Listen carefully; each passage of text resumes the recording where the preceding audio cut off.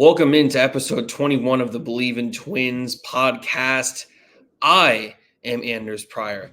I am joined by my wonderful co-host, expert, analyst, good pal, and I'm trying to think of one more compliment I can throw in there.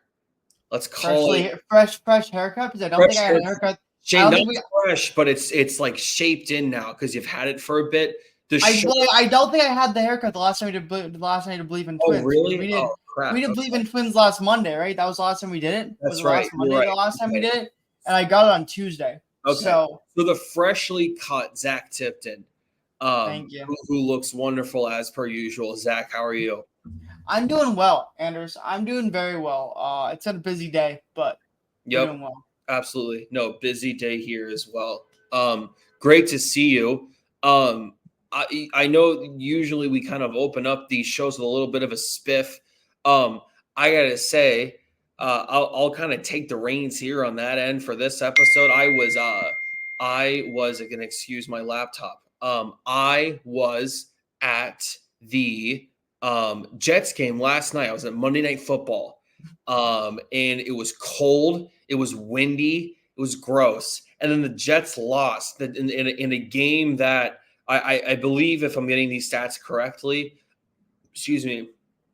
most total penalty yards in a game to this point this season, and the first game this season where both teams in the same game had 10 or more accepted penalties. So just like very kind of dense and like just kind of stumbling game, kind of all around. And then we leave MetLife. The train to get back to like the Meadowlands, like Secaucus Junction area was like nightmarishly long, like just the grimness on your face, just totally masking over. And then it actually moves pretty fast. And then I get home at like 1:30. I don't fall asleep until 2:00. I'm exhausted and I'm depleted and I'm delirious. I go to bed eventually. And then I wake up, Zach. I wake up and what do we get? What do we get on our phone? Davante Adams has been traded to the Jets. So this is the most like overstimulating and multifaceted 24 hours Jets experience that I can recall having. Like, and that's including like Solid getting fired last week. So I need before I know we're gonna move a little quicker today with this episode, Zach, but I need your quick like 1 minute elevator pitch on this trade. I mean, listen, Aaron Rodgers gets what Aaron Rodgers wants. Boy, does he. Aaron Rodgers wanted Davante Adams, despite that obviously not being the most glaring hole on your team. There are a lot more glaring holes on your team that wasn't the freaking QB, the wide receiver position. Right. For example, your O-line is terrible. There we go. I understand the move here is like Rodgers needed a guy he could trust at this point at the wide receiver position. And it's pretty obvious he did not trust anyone outside of like Garrett Wilson and Allen Lazard. Yep. And even Allen Lazard was kind of like that one touchdown a guy kind of guy. Right. But that game last night was fun for Garrett Wilson and Allen Lazard. But no, it was that one throw that he had to Lazard was unbelievable. The Hail Mary. No, not the Hail Mary. I'm talking about like that like incredibly tight space where like the yeah. That was great. I agree with you. From a positional need standpoint, it's probably not the first thing I would have turned to realistically. But you also didn't have to give up too much for Davante. It's a conditional third that could turn into a second depending on certain things. I forget what the vestings of it exactly are, but I think like again, if I am a very big like you can never have like too many receivers like person like what we see with like the Bengals and the Rams and stuff like that's just the philosophy that I and if you're going to go all in, you really need to go like all in and not just like conditionally. And the Todd Downing play calling with the motion and the multiple looks and like using multiple different kinds of outside zone throughout the course of the night and letting Breece Hall kind of get into some pockets. I thought it was great. And so I think this is a good opportunity to sort of supercharge it. And the hope too, I think, is that a lot of like the Rodgers stuff in terms of his arrogance and his lack of accountability, you would kind of hope that if he gets one of his not just one of his guy, but his guy, like capital H, capital G in the building, some of that starts to simmer a bit. I can't guarantee that, but at least you give it a chance. And so I think they're a marginally better team than they were 24 hours ago. And I do still think I picked them on Zach and I's other podcast, Nerds Ruin Sports. I picked the Jets to be a wild card team. I still think genuinely that they will be fighting for a playoff spot. They'll be alive. I think they'll be alive for a wild card spot in week 17. That's what I think. So I think it's a good trade. No, I agree. I think it's a good trade. I think it works for both. I think it works there, and then the Raiders get Davante Adams completely off the payroll. I believe you ever heard the Jets this does taking mean over everything. This does mean though, Zach, and we'll do this for a couple minutes and then we'll move on. This does mean for the Raiders end of it that Max Crosby is probably also gone. Because if you're going to trade Adams, then you have to trade him too, essentially. Like there's no real point. I know a lot of people have immediately pivoted to the Lions as the most ideal suitor, just given the circumstances with Aiden Hutchinson being out for the year. Are there any other teams besides the Lions that you think could be potential suitors for? I hadn't even looked at Max Crosby. I didn't think Max Crosby was getting traded. That's the thing. I didn't think he was. I didn't think the Raiders would trade Max Crosby. But but I would have to say that the Lions are probably the only team that I think that would be willing to give up probably as much as the Raiders want for Max Crosby. The Lions are probably the only team that would probably offer exactly what the Raiders want to get him, because I'm guessing the Raiders are going to go kind of high, are going to overstate how much they want for him. They're gonna ask for a lot. Yeah. Right. And I think the Lions are willing to mortgage whatever the Raiders are offering in order to get somebody to get somebody to replace Aiden Hutchinson. How would you feel about Max Crosby in a Vikings uniform? I would be very excited about it. We don't have the draft capital to do it. Sure. We only have 3 picks in this upcoming draft, and one of them is a first rounder.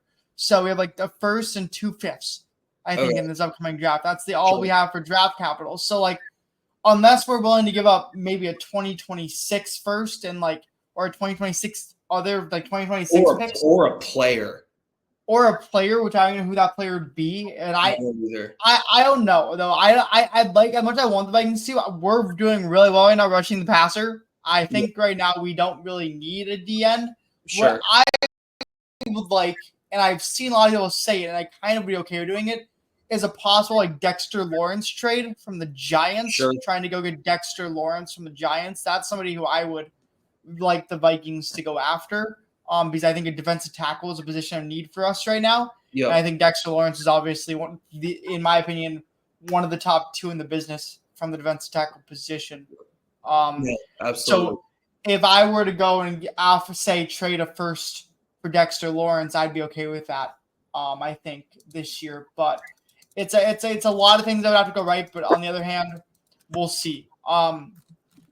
But Anders, yeah, that's where I'm at right now. I think Max Crosby, the only team I could really see offering exactly what the Raiders want is the Lions. So yeah. All right.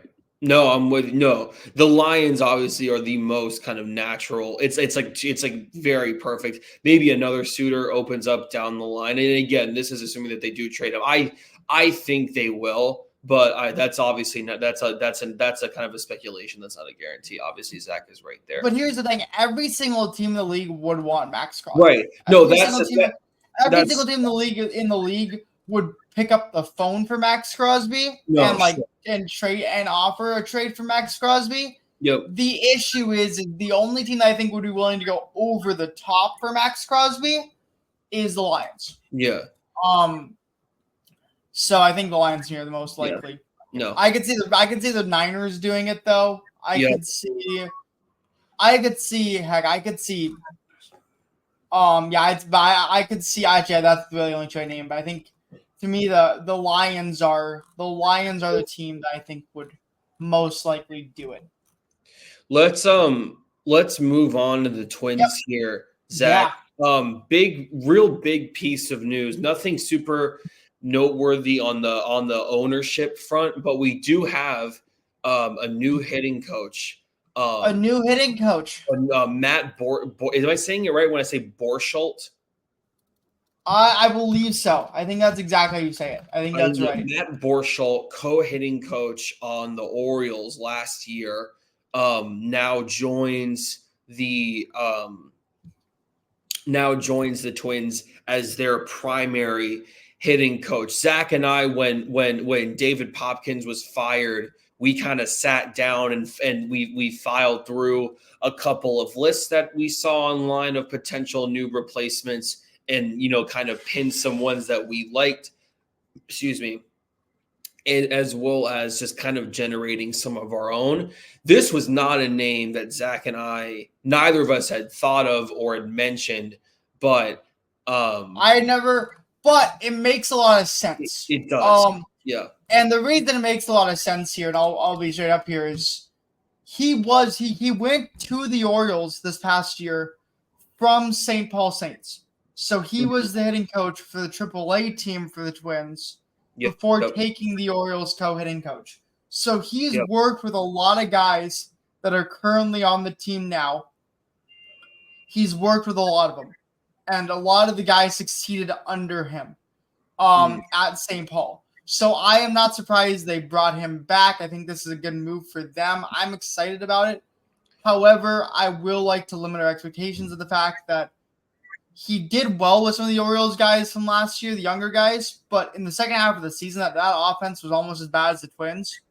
Right. And so there is a little bit of hesitation of is this a good move or not? But I think the familiarity, I think the familiarity of it. It's good because a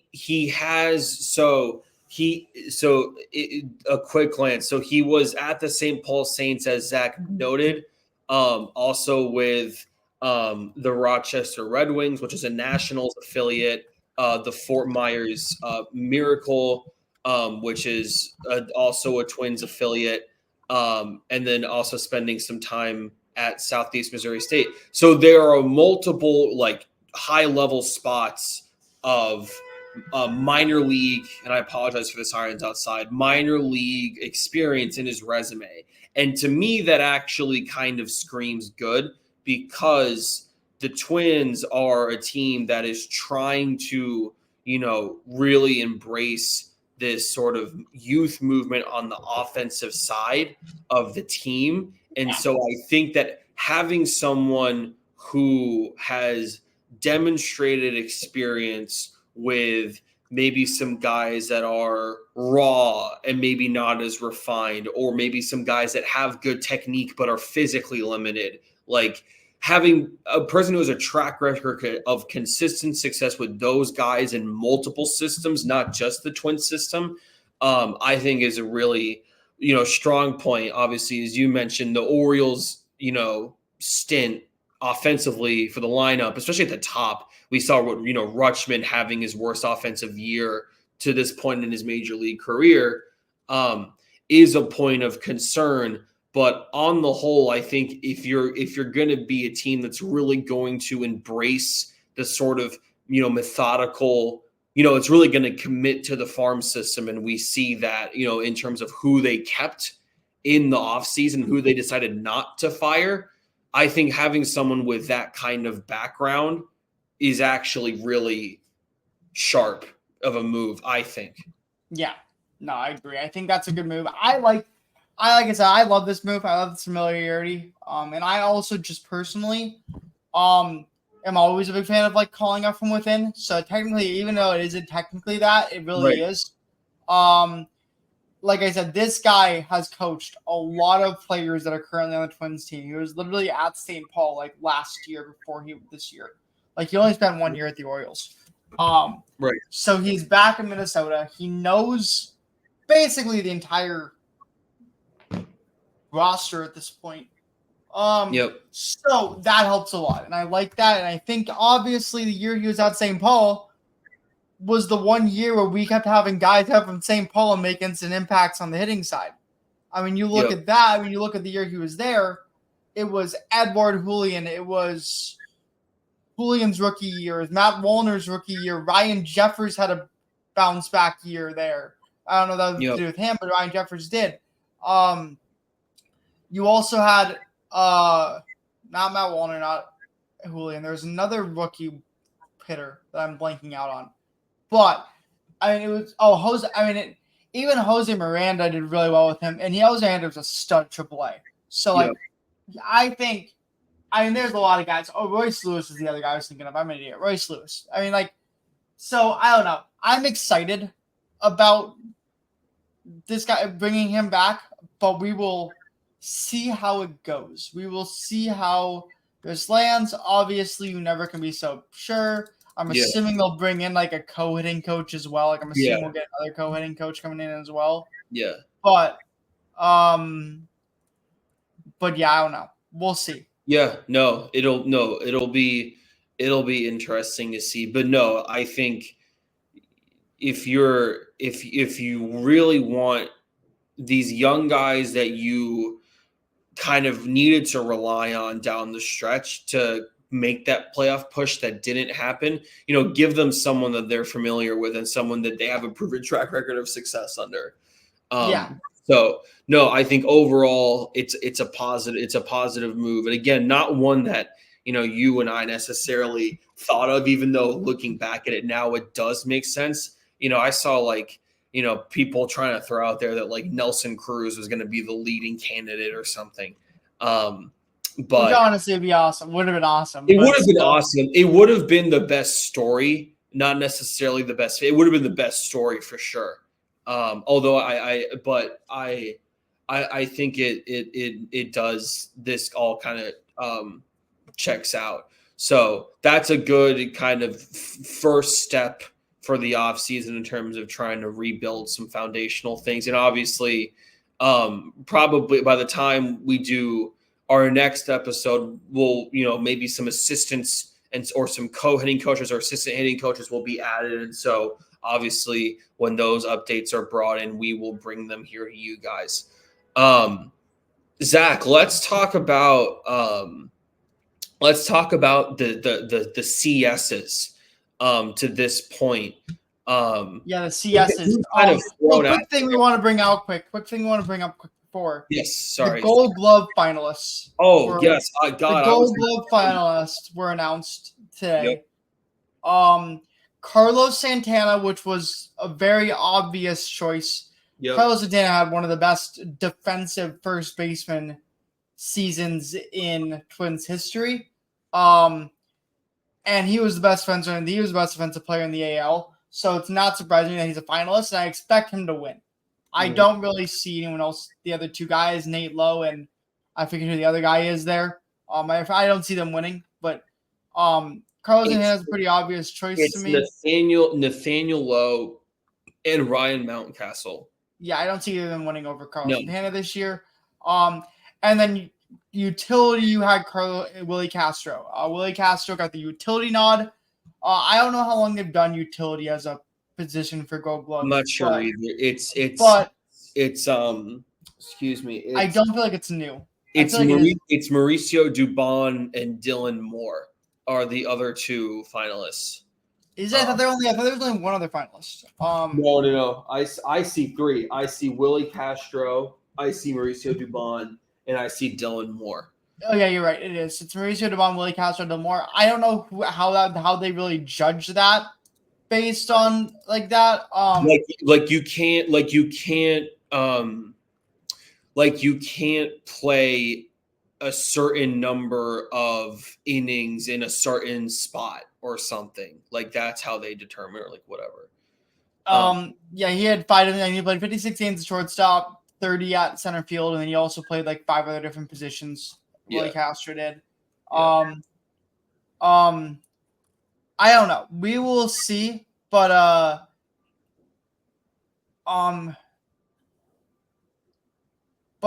would probably see I'd probably guess Mauricio Dubon wins that as much as I want Willie Castro.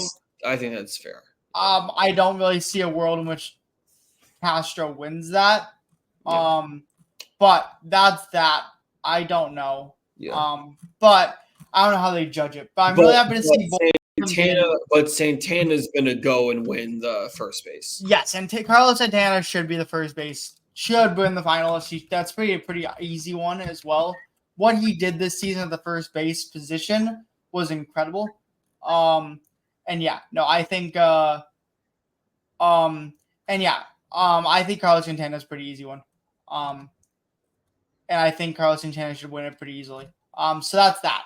But we will see how it goes. But yeah, if you want to look at like outs above average, which I think is the basic stat people really use for that, Carlos Santana led the league in outs above average at first base. Even had a Christian Walker, who is basically the best defensive first baseman in baseball. Christian Walker is going to win it for the NL.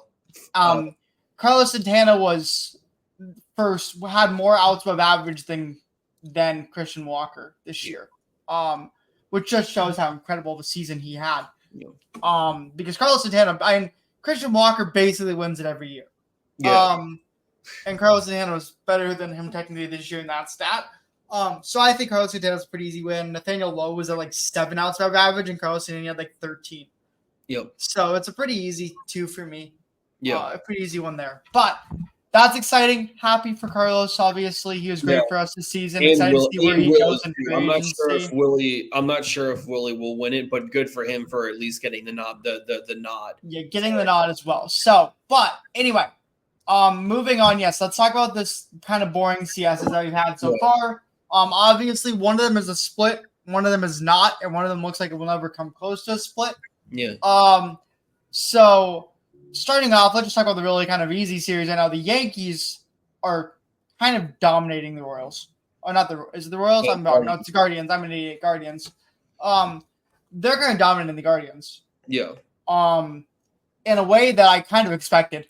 Also, I'm not going to lie, I really like Luke Anders. This is off the record as we're on a podcast, but I really like Luke Weaver a lot. I think he's I like Luke Weaver a lot, but that's off the record because I can't say I support the Yankees. Boone, I think, has handled the demotion of Holmes perfectly.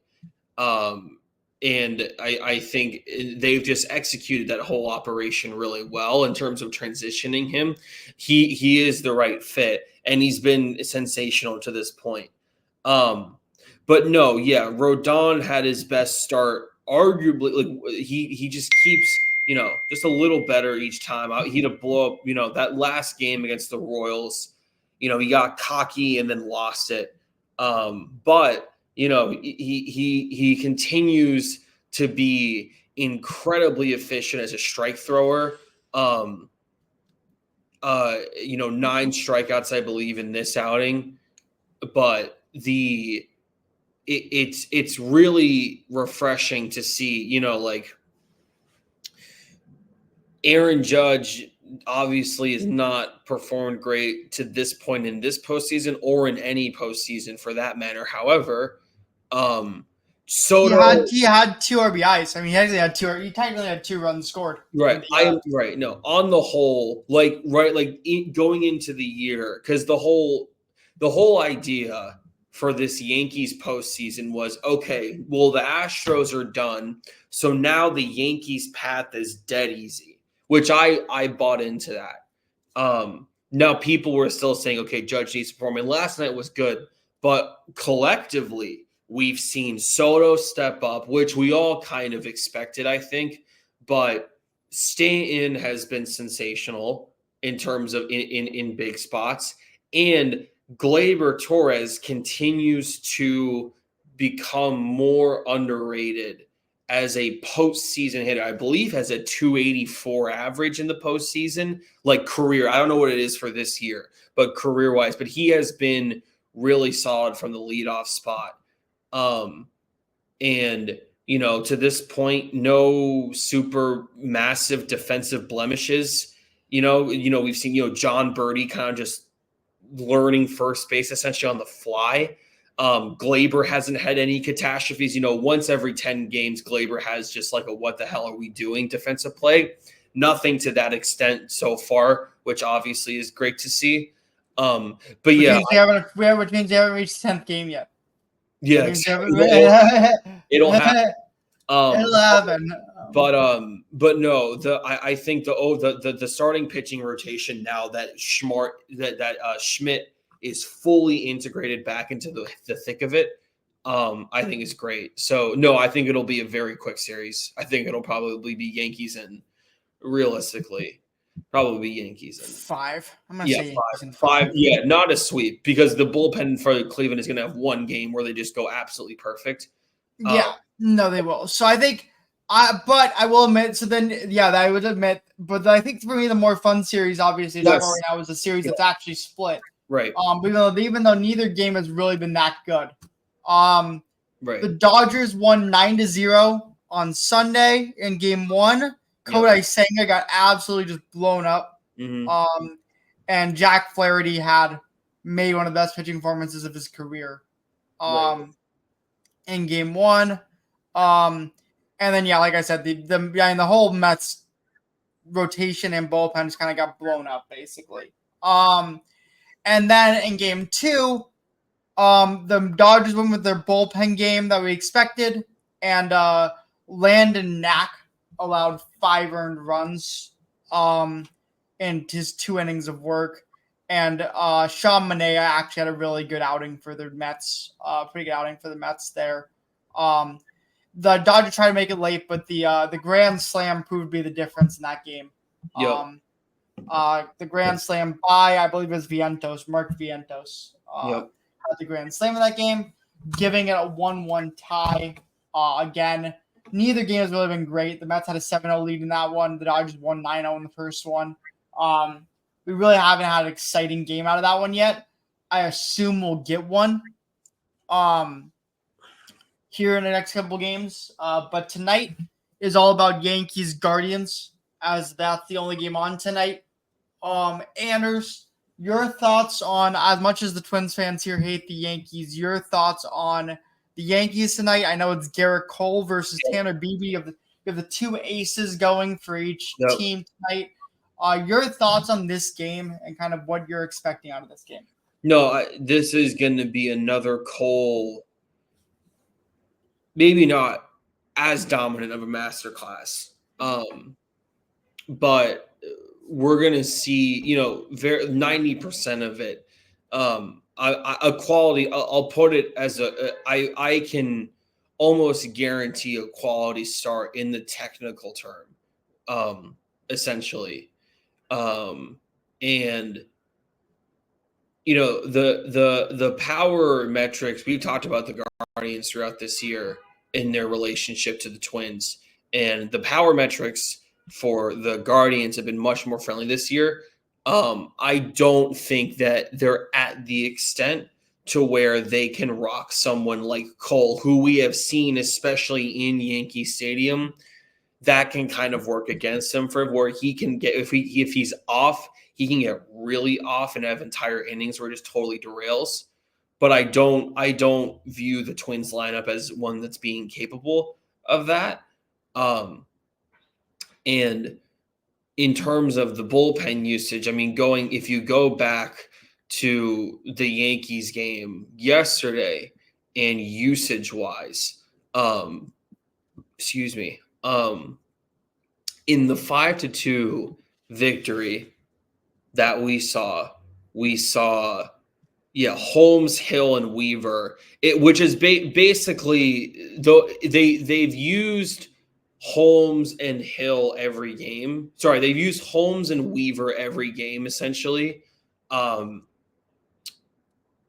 Whether it's Hill or Canely that's sandwiched in,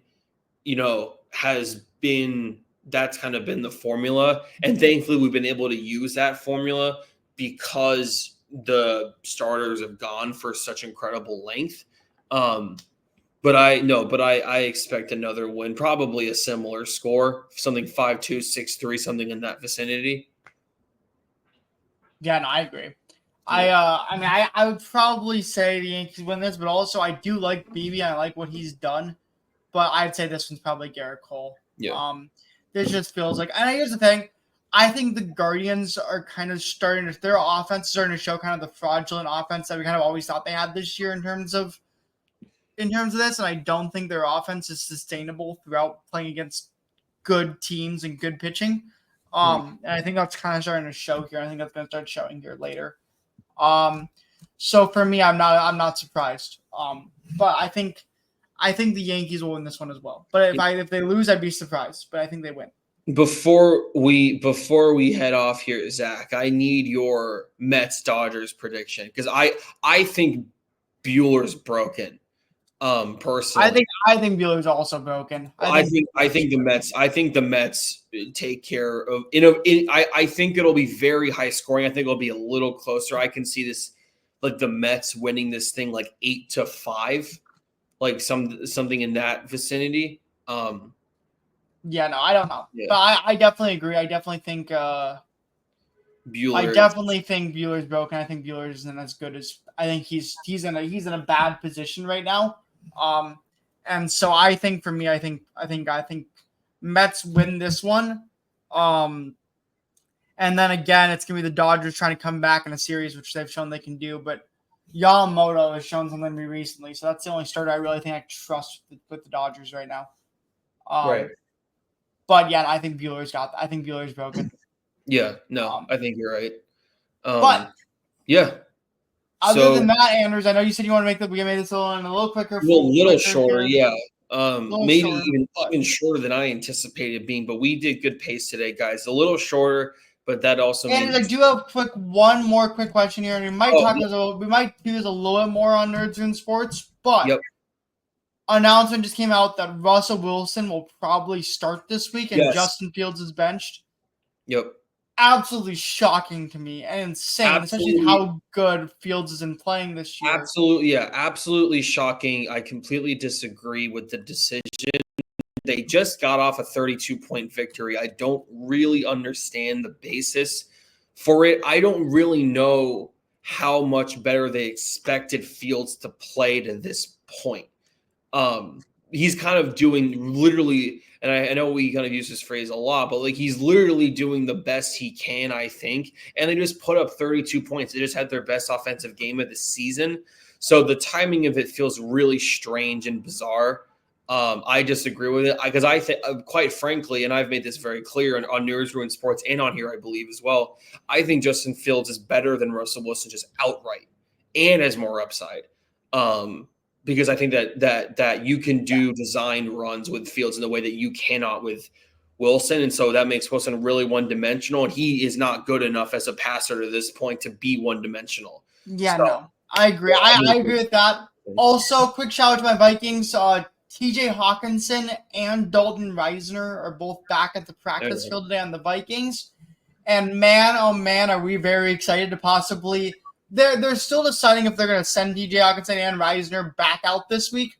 But they are both fully practiced this week, and there is a chance they start. But with there being a game on Thursday, having a quick turnaround because we have a Thursday night game next week, they might just wait till that Thursday game to bring him back. So obviously, I kind of want him back for this game because this is probably the most important game of our season. Right here, would you agree, Anders? Do you think it's the most important game of our season right here? Yep. Probably. Yep. At home versus the Lions. I mean, that's just insane. But anyway, that's all I wanted to bring up was T. Hockenson, Reisner. Obviously, I think Dalton Reisner is going to take Ed Ingram's spot on the starting offensive line. Yep. Which would be a great move, and I'm really happy about it. Ed Ingram's a great run blocker, but his pass blocking makes him very, very cuttable. Yep. And so I think this is the move that was kind of going to be made here eventually. But, okay. And that's all I have. You can do the sign out now, but I just had to quickly bring that up. Yeah, no, absolutely. You got it. Guys, great to see you all. Zach, great to see you as well. Sweet.